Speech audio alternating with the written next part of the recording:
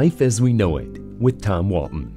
If all goes well and the weather cooperates, the newest attraction at the National Museum of the Great Lakes will be ready for its close-up really soon.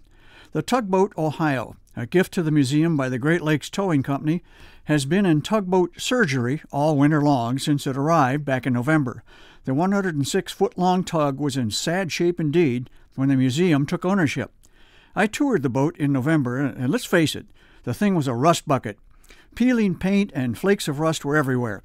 Even the red smokestack, with its distinctive white letter G, had holes where rust had eaten away the metal. The heavy lines were frayed. It looked exactly like what it was, a boat that had been worked almost to death for 100 years. The museum staged an event called Before and After, so members and the public at large could tour the boat inside and out, and then return this spring to see the restored boat in all its glory.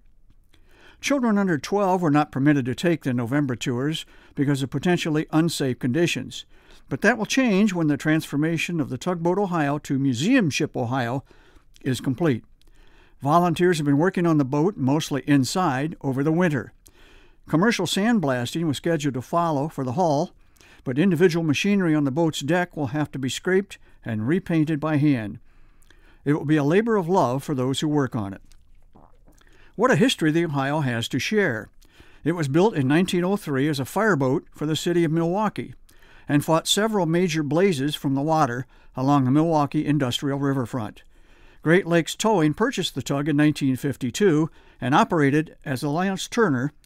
It became a lake-class tugboat large enough and powerful enough to travel across the Great Lakes on long hauls, towing disabled ships and barges, and provided employment for a crew of 15, who worked in teams of 5 for 8 hours each.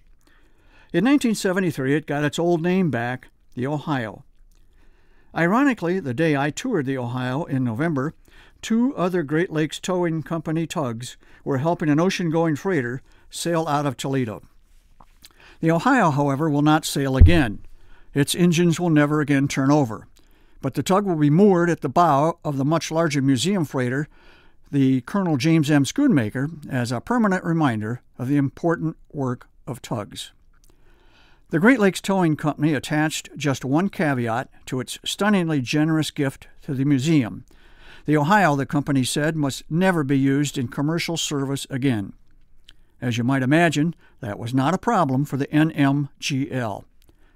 At November's tours, museum volunteers took visitors through the boat in small groups, and the pride in their task was abundantly evident. One volunteer proudly declared that the Ohio logged more miles on the Great Lakes during its century of service than any other vessel. That's saying something, but in retrospect, it isn't really a surprise. Tugboats have always done the grunt work on the Great Lakes. How fitting that one of them is getting a permanent berth at the National Museum of the Great Lakes. When the museum opens the Ohio to visitors, you really need to go and revisit a museum that is one of Toledo's jewels, and you need to absorb some of your city's rich maritime history. Life as We Know It is written and hosted by Tom Walton and is a production of WGTE Public Media. Life as We Know It with Tom Walton can be heard on WGTE FM 91 every Monday afternoon during All Things Considered at 5:44 p.m. or hear past episodes at wgte.org/life.